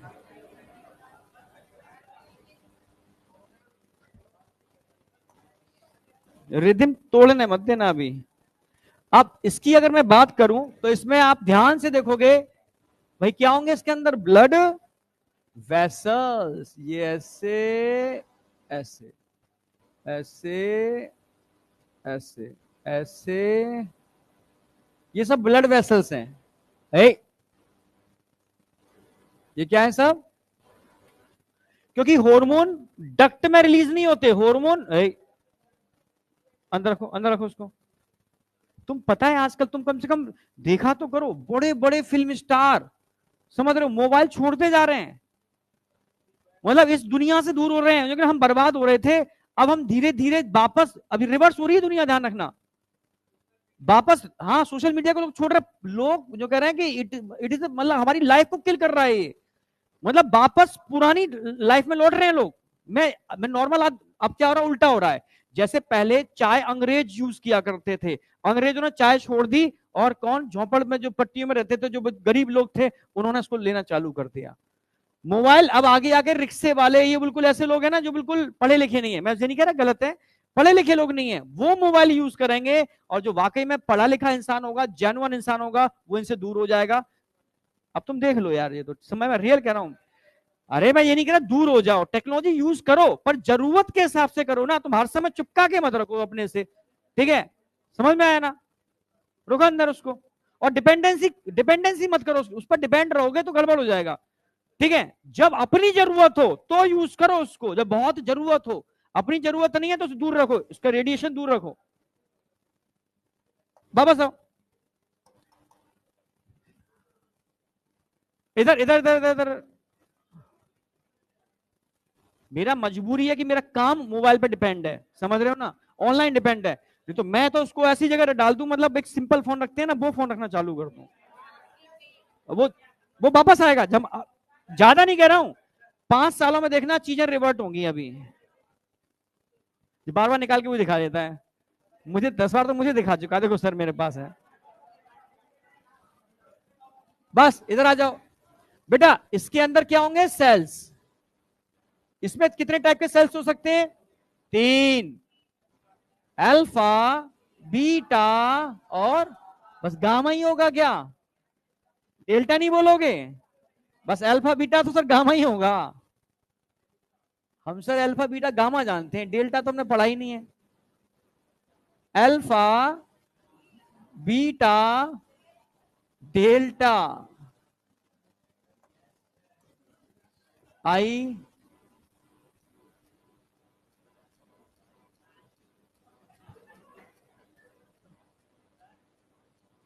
टेस्ट में देखेंगे कितनी आई, ठीक है।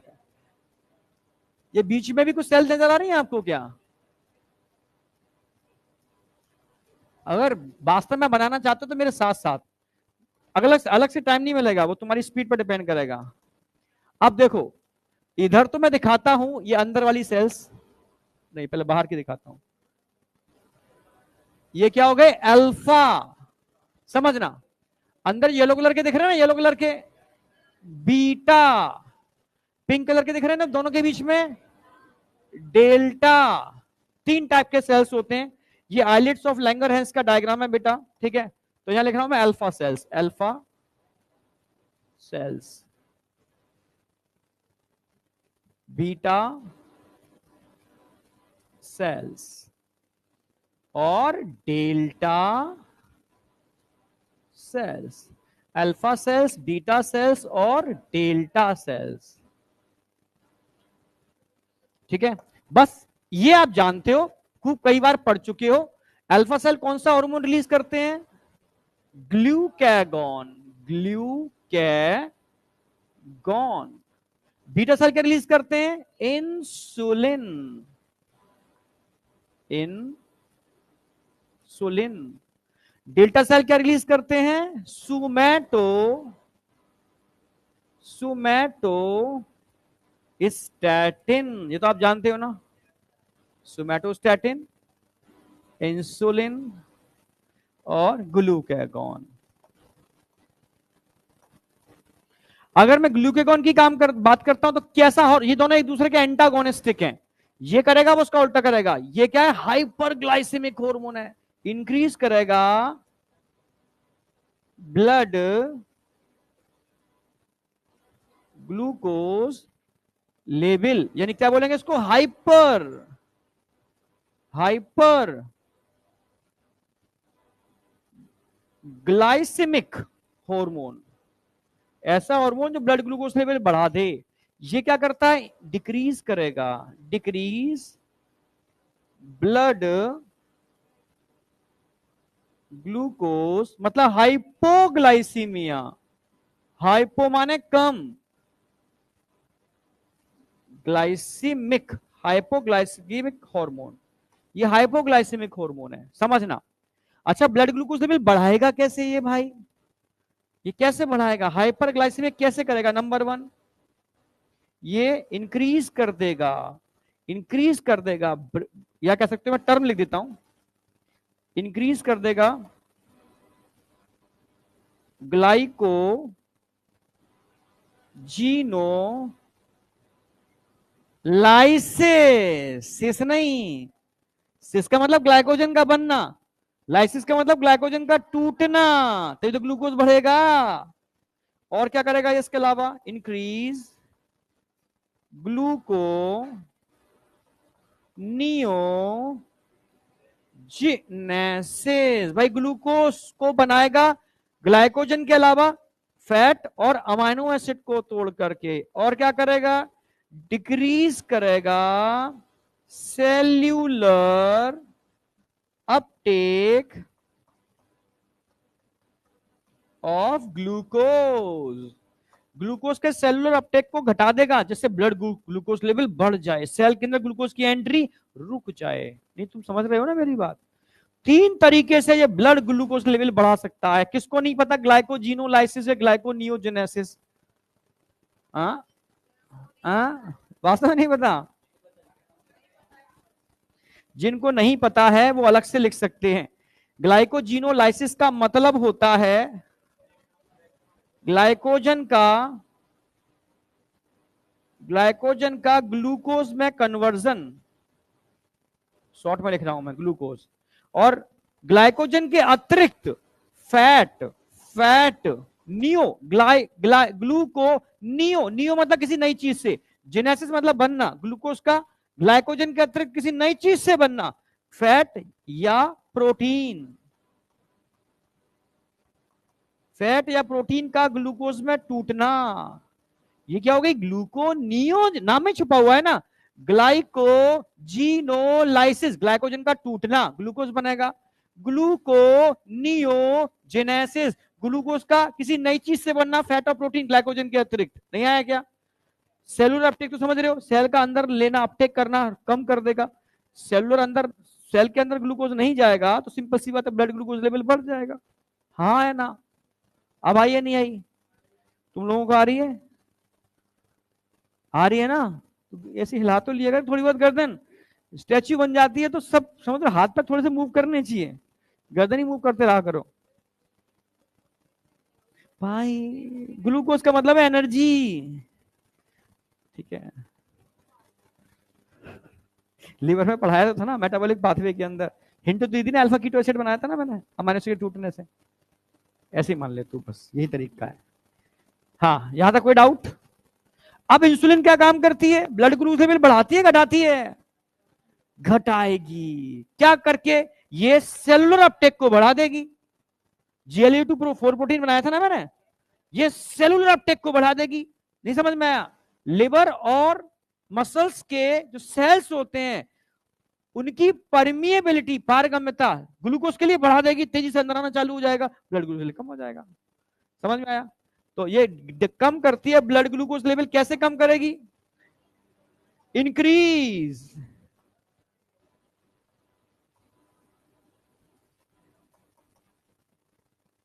Permeability of membrane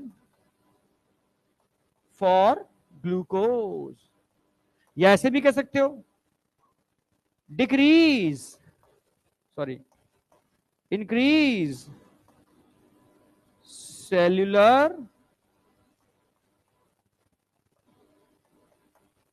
Uptake of glucose. हाँ या ना? अरे हाँ ना तो बोल दिया करो मेरे भाई।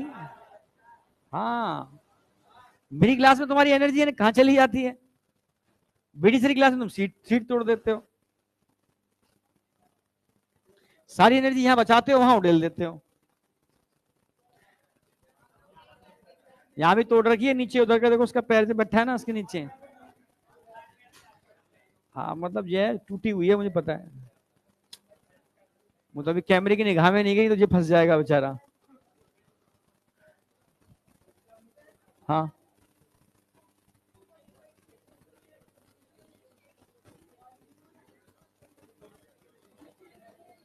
लिपिड टूटेगा, इसमें लिखा है लिपोलिसिस भी लिखा है क्या? उसमें वहां तो लिखा दिया मैंने, वहां लिखा दिया फैट प्रोटीन कार्बोहाइड्रेट तीनों लिखा दिया वहां तो मैंने। ठीक है, यहाँ इतना सफिशिएंट है। अब आ जाओ, ये भाई क्या काम कर रहा है? इनहिबिशन। इनहिबिशन समझते हो? इनहिबिट, इनहिबिट किसको इनहिबिट कर रहा है? अल्फा सेल्स के सीक्रेशन को और बीटा सेल्स के सीक्रेशन को। मैंने बताया था स्टैटिन जहां पर भी आ जाए इनहिबिटर है, अभी कराया था ना मैंने, ग्रोथ हार्मोन इनहिबिटर कर रहा था, यहां पर अल्फा और बीटा सेल के सीक्रेशन को रोक रहा है। और दोनों एक दूसरे के क्या है? एंटा। दोनों एक दूसरे के क्या है? एंटा। नहीं आया क्या? दोनों एक दूसरे के क्या है? अपोजिट, एंटागोनिस्टिक है दोनों एक दूसरे के। समझ में आया? जैसे टीसीटी पीडीएच एंटागोनिस्टिक थे ना, ऐसे ही इंसुलिन और ग्लूकागोन एंटागोनिस्टिक है, एक बढ़ा रहा है तो एक घटा रहा है। अब कोई डाउट यहां तक? एनसीईआरटी आपकी कंप्लीट है, पर एक चीज थोड़ी मैं लिखाता हूं इसके अंदर अक्सर कर, कंसेप्ट के लिए लिखा दूं क्या? जैसे मान लो आपके अंदर इंसुलिन का लेवल कम हो जाए, इफ, नोटेबल पॉइंट करके लिखना उसको, if decrease secretion of insulin, तो क्या दिक्कत आ जाएगी तुमको? क्या बोलेंगे? इंसुलिन का लेवल कम होगा तो क्या, कौन सी बीमारी हो जाएगी? डायबिटीज मेलाइटस, ये तो आप जानते हो, मेलाइटस मीठी डायबिटीज हो जाएगी। और अगर डायबिटीज मेलाइटस होगी तो ब्लड ग्लूकोज लेवल बढ़ेगा घटेगा? यानी हाइपर ग्लाइसीमिया हो जाएगा। इसकी वजह से क्या हो जाएगा आपको? Hyper glycemia, increase blood glucose level. भाई अगर ब्लड में ग्लूकोज का लेवल बढ़ेगा तो बैठेगा तो है नहीं ये, समझ रहे हो? ब्लड में बढ़ेगा तो यूरिन से भी तो निकलेगा। भाई पुराने जमाने में ग्रामीण क्षेत्रों के अंदर, ठीक है, लोग बाहर जाते थे, नहीं आया क्या? अब भी बाहर जाते हैं, यूरिन तो बाहर ही करते हैं, ठीक है, ग्रामीण क्षेत्रों में जाओगे तो अगर यूरिन पर चींटे लग रहे हैं तो क्या इंडिकेटर है? यहां जो करके गया है वो डायबिटीज का शिकार है, नहीं आया क्या? ग्लूकोज भर भर के होगा। तो हाइपरग्लाइसीमिया किसी को है तो इंक्रीज ब्लड ग्लूकोज लेवल, तो इसकी वजह से क्या हो जाएगा? इसकी वजह से क्या होगा? ग्लूकोज यूरिया हो जाएगा। भाई भाई तुम गांव में नहीं रहते हो क्या? ऐसे तो होता है गांव में। कहां चले जाते हो? घूमना, वही घूमने की बात, सभी घूमने ही जाते हैं वहां पर, समझ रहे हो? हाँ चलो आ जाओ। पर अब वो गांव नहीं रहे, अब हर गांव के अंदर, समझ रहे हो, हाँ प्रॉपर डेवलपमेंट हो चुके हैं बहुत। क्या? अरे भाई अब तो शौचालय भी बन गए हैं सब गांव में, अब तो नहीं बने तो बनवा रहे हैं लोग, कोई पैसा मिल रहा है। एसी तो खैर कॉमन हो गया है। चलो, हे इधर आओ, अब तुम बताओगे, मैं नहीं बताऊंगा। अगर किसी को हाइपरग्लाइसीमिया हो रखा है तो क्या होगा? है? अरे किसको लीड करेगा? Glucose urea, but diabetes glucose urea. अब ग्लूकोज कहां आएगा? यूरिन में आएगा। इसकी वजह से क्या होगा? ग्लूकोज यूरिया हो जाएगा। ग्लूकोज, ठीक है, इंक्रीज ग्लूकोज इन यूरिन। अच्छा, अगर ग्लूकोज यूरिन में आएगा तो ग्लूकोज के साथ पानी भी तो निकल जाएगा। नहीं आया क्या? यानी ग्लूकोज यूरिन में आने का मतलब यूरिन कैसी हो गई? हाइपरटोनिक हो गई, तो ज्यादा पानी निकलेगा। नहीं समझ में आया? तो जल्दी यूरिनरी ब्लडर भरेगा ना। नहीं आया क्या? हर 2 घंटे बाद तुम्हें खाली करने जाना पड़ेगा, नहीं तुम्हें पॉलीयूरिया नहीं हो जाएगा। डायबिटीज वाले को देखो, तुरंत यूरिन आती है, रोक नहीं पाएगा वो। तो इसकी वजह से तुम्हें क्या हो जाएगा? Poly urea, decrease interval, interval of urination. अरे आई नहीं आई? इसका कंसेप्ट है, एनसीईआरटी में नहीं है पर कंसेप्ट है, समझना। अगर तुम्हें पॉलीयूरिया हो रहा है तो नो डाउट तुम्हें प्यास भी तो ज्यादा लगेगी। समझ रहे हो? ज्यादा पानी पी रहे हो मतलब कुछ गड़बड़ है। समझ रहे हो? डायबिटीज होने की प्रोबेबिलिटी है। वापस आ जाओ, समझो। यानी आपको क्या हो जाएगा? पॉली डिप्सिया। पॉलीडिप्सिया का मतलब है इंक्रीज थ्रस्ट।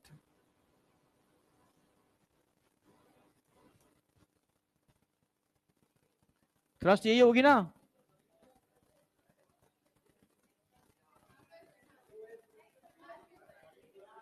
देख लेना।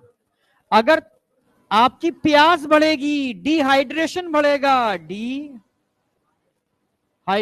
बढ़ेगा, तो नो डाउट सेल भी तो भूखी है। तुम जो खा रहे हो वो निकाल रहे हो, खा रहे हो निकाल रहे हो, खा रहे हो निकाल रहे हो, सेल को तो नहीं मिल रहा ना। तो हाइपोथैलेमस क्या कहेगा? भूख लगी है, मीठा खा। डायबिटिक पेशेंट को देखा होगा, मीठे के लिए तड़प जाते हैं। तुम्हें छुपा के रखना पड़ेगा मीठा। नहीं समझ में आया? वो खाना नहीं चाहते, उनको प्रेरित किया जाता है, स्टूमुलेट किया, भाई तू खा। नहीं आया क्या? तो पॉलीफेगिया, तो क्या होगा? Increase, increase poly, poly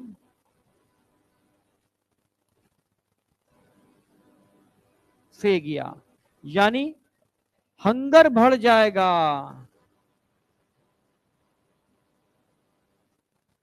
increase hunger, भाई खाना, भूख तुम्हें, समझ रहे हो? तुम फिर खा रहे हो पर सेल को नहीं मिल रहा।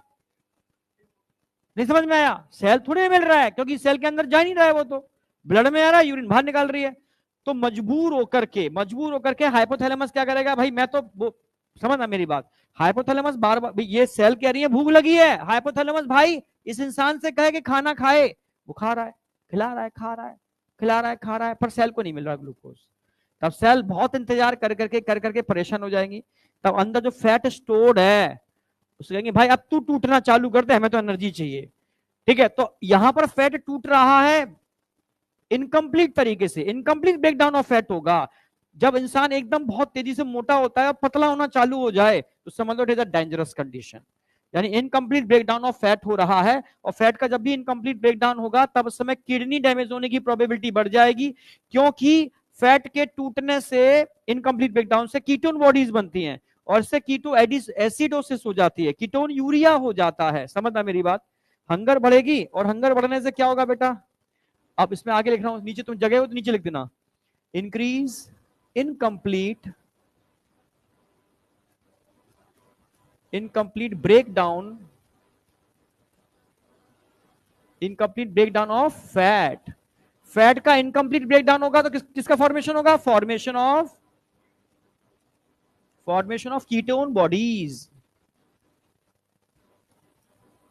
कीटोन बॉडीज, कीटोन बॉडीज बनेंगी। ठीक है, और कीटोन बॉडीज यूरिन से भी निकलेंगी तो दो चीजें होंगी, पहले ब्लड में जाएंगी, फिर यूरिन से निकलेंगी। दो चीजें होंगी यहां पर, एक तो कीटो एसिडोसिस हो जाएगी, कीटो एसिडोसिस, और कीटोन यूरिया, कीटोन यूरिया। ये एनसीईआरटी में दे रखा है, डिसऑर्डर में एक्सक्रीटरी सिस्टम है कीटोन्यूरिया। याद आया? हाँ, तो ये पूरे कंसेप्ट है, ये कंसेप्ट पता होना चाहिए, बिल्कुल जुड़ा हुआ कंसेप्ट है। ठीक है, लिखने की बात नहीं कर रहा मैं, लिखो मत, संग संग लिखो। हाँ, कीटो एसिडोसिस का मतलब है कीटोन बॉडी आपके ब्लड में मिलना चालू हो गई, समझ रहे हो? उसके कीटो एसिडोसिस हो जाती है, फिर किडनी बाहर निकालेगी तो कीटोन्यूरिया हो जाएगा। अब बात करेंगे हम टेस्टिस। हाँ, मिल रहा है पर कम मिल रहा है ग्लूकोज, तो आपको बाहर से इंसुलिन लेने पड़ेगी, समझ रहे हो ना मेरी बात? डायबिटिक पेशेंट को ट्रीटमेंट कराओगे ना उसका तो। अब बात करेंगे टेस्टिस। टेस्टिस में तो वैसे मैं बता चुका हूं, ठीक है। दो बातें ध्यान रखनी है, टेस्टिस के अंदर क्या होते हैं। अगर मैं टेस्टिस का ट्रांसफर सेक्शन कट करके दिखाऊं आपको, तो testis is a male's primary sexual organ, primary sexual organ. तो टेस्टिस में क्या होते हैं? छोटे छोटे वेसाइकल्स। इनको क्या बोलते हैं बेटा? अरे बोल तो दो भाई। Seminiferous tubule. तुम गधे हो बिल्कुल। तो बताओ, 12th की चीजें अभी, वो ह्यूमन रिप्रोडक्शन जो कभी भूलता ही नहीं है बच्चा।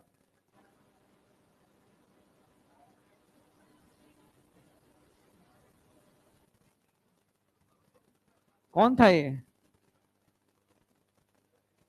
कौन बोला था ये?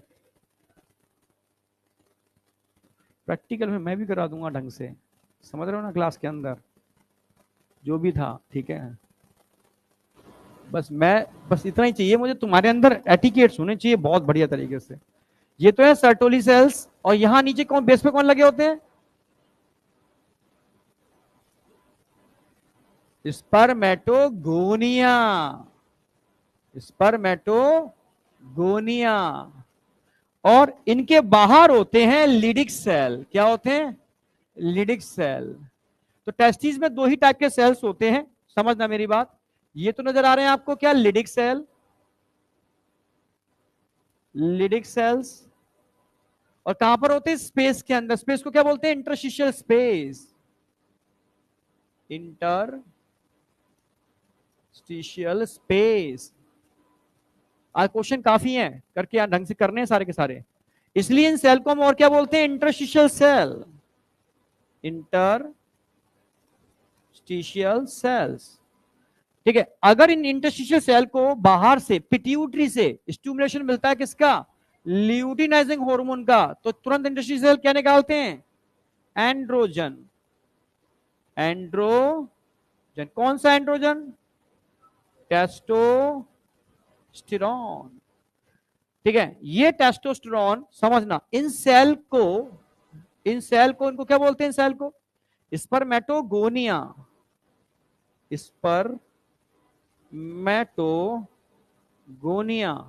को कन्वर्ट करता है किसके अंदर? स्पर्मेटोसाइट,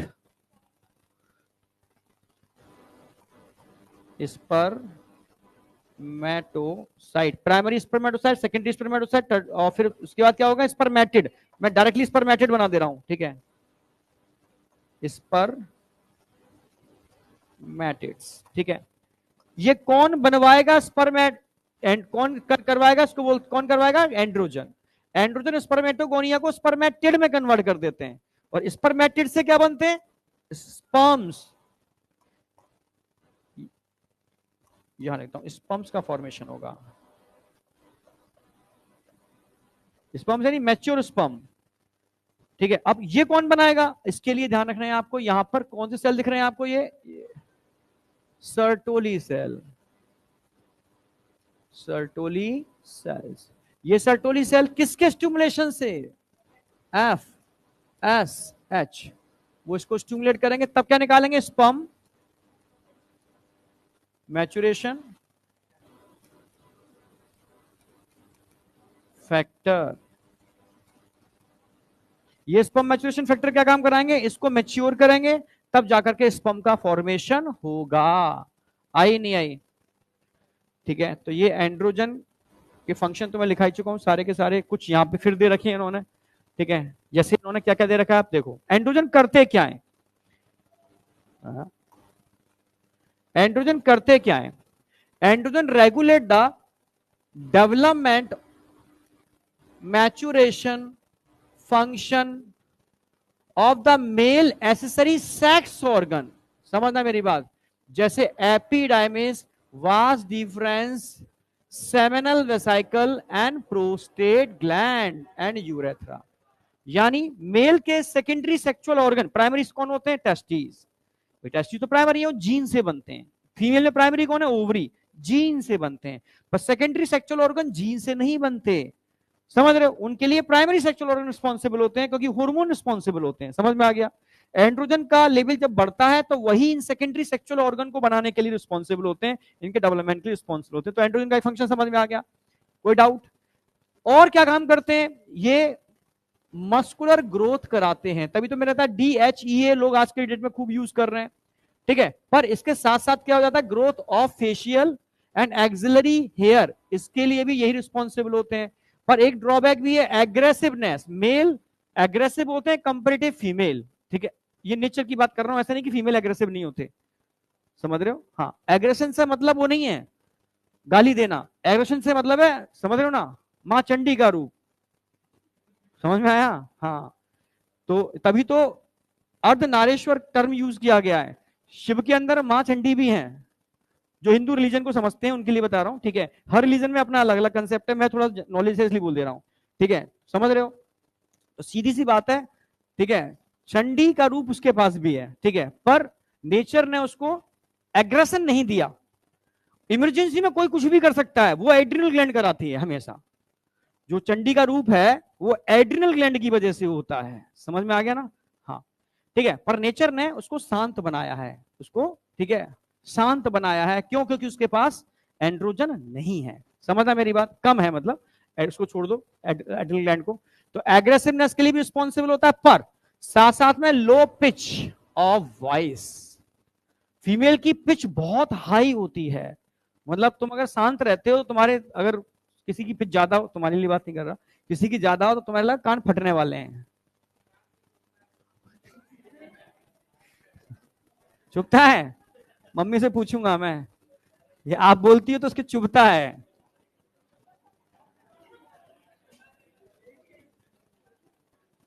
चुभता है।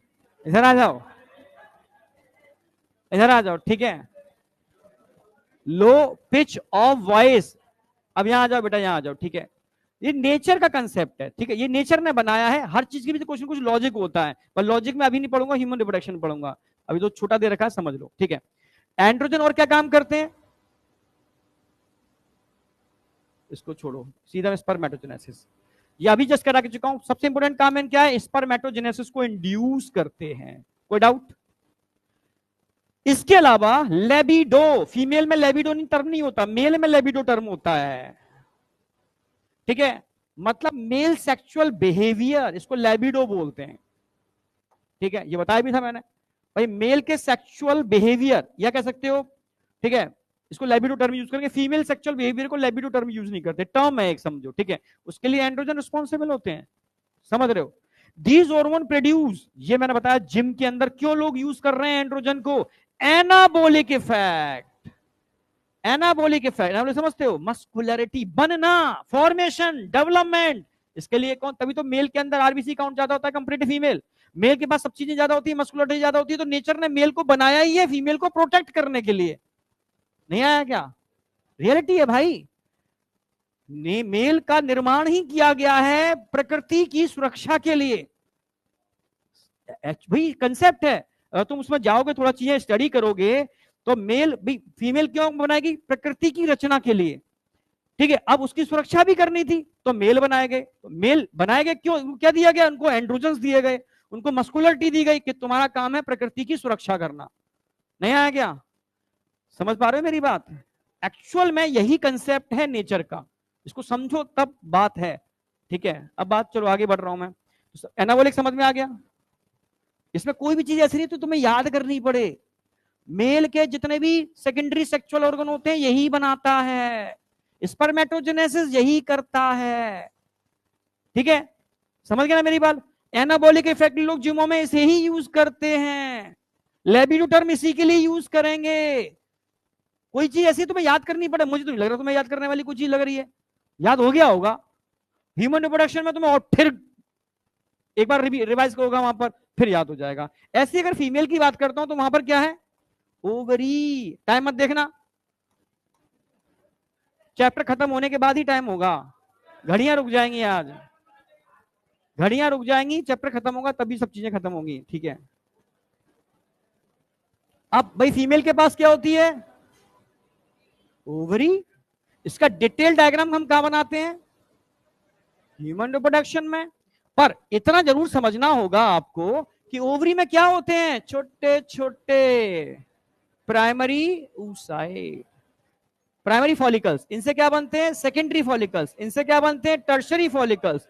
इनसे क्या बनते हैं, ग्राफियन फॉलिकल्स, जिनका क्या होगा, ओव्यूलेशन। और ओव्यूलेशन के बाद येलो कलर की प्रोटीन के डिपॉजिट होने से क्या बनेगा, कॉर्पस ल्यूटियम, येलो कलर का, ठीक है। और अगर ये डीजनरेट कर जाता है तो व्हाइट कलर की एक छोटी सी बॉडी रह जाती है, कॉर्पस एल्बाइकेंस। ये साइकिल तो तुम्हें याद है ही, ठीक है। अगर मैं तुमसे कहूं कि ओवरी में जो साइकिल चल रही है उसके लिए नेचर का कौन सा हार्मोन रिस्पॉन्सिबल होगा, पिट्यूटरी के एंटीरियर लोब से निकलने वाला FSH, वो इनको क्या कहेगा, भाई आगे बढ़ो, ठीक है। तब जाकर के primary secondary tertiary, primary secondary tertiary और लास्ट में ग्राफियन, ग्राफियन फॉलिकल्स का फॉर्मेशन होगा। किसकी वजह से, एफएसएस की वजह से। और सारे के सारे फॉलिकल, चाहे वो प्राइमरी हो, सेकेंडरी हो या टर्शरी हो, कौन सा हार्मोन रिलीज करते हैं, estrogen. It is a female sex hormone, जो फीमेल के सेकेंडरी सेक्सुअल कैरेक्टर, फीमेल के सेकेंडरी सेक्सुअल ऑर्गन को बनाने के लिए रिस्पॉन्सिबल होता है, ठीक है। फिर बारी किसकी आई यहां से, एलएच, कौन सा हार्मोन, ल्यूटिनाइजिंग।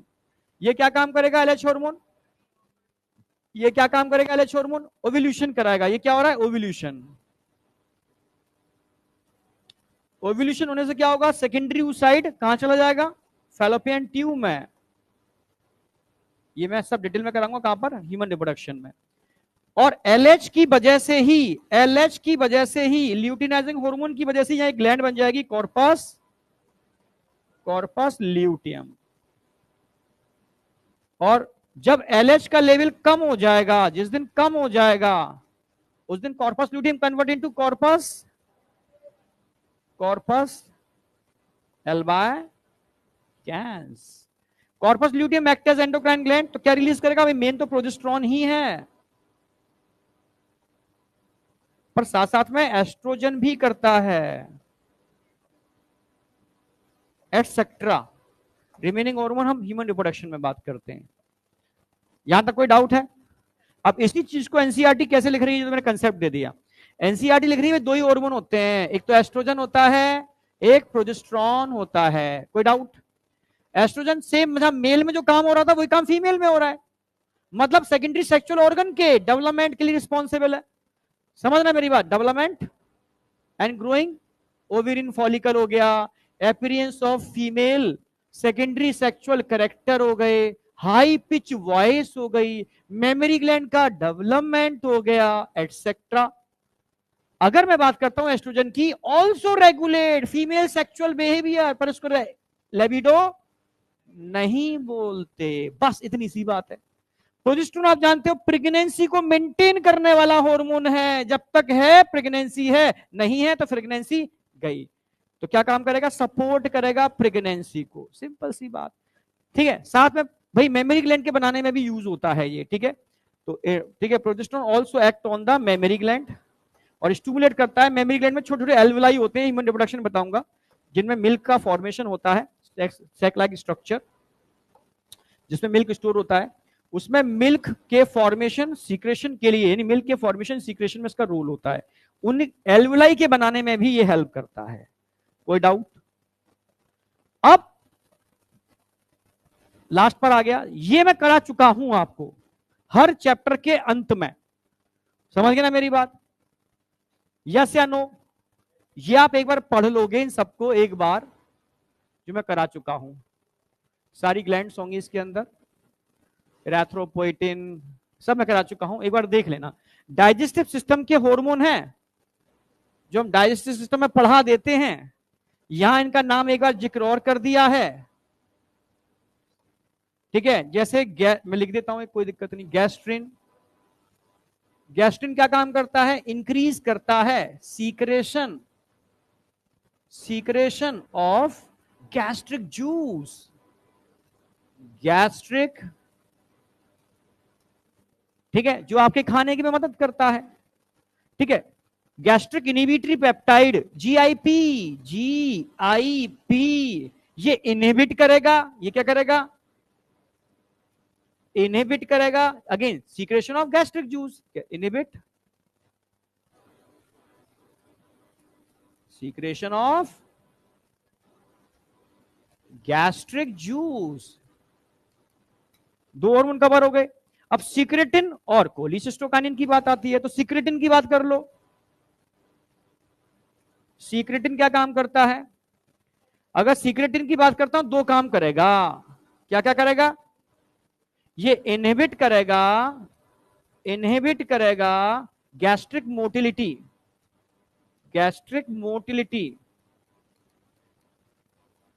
क्या बेटा? GIP gastric inhibitory peptide,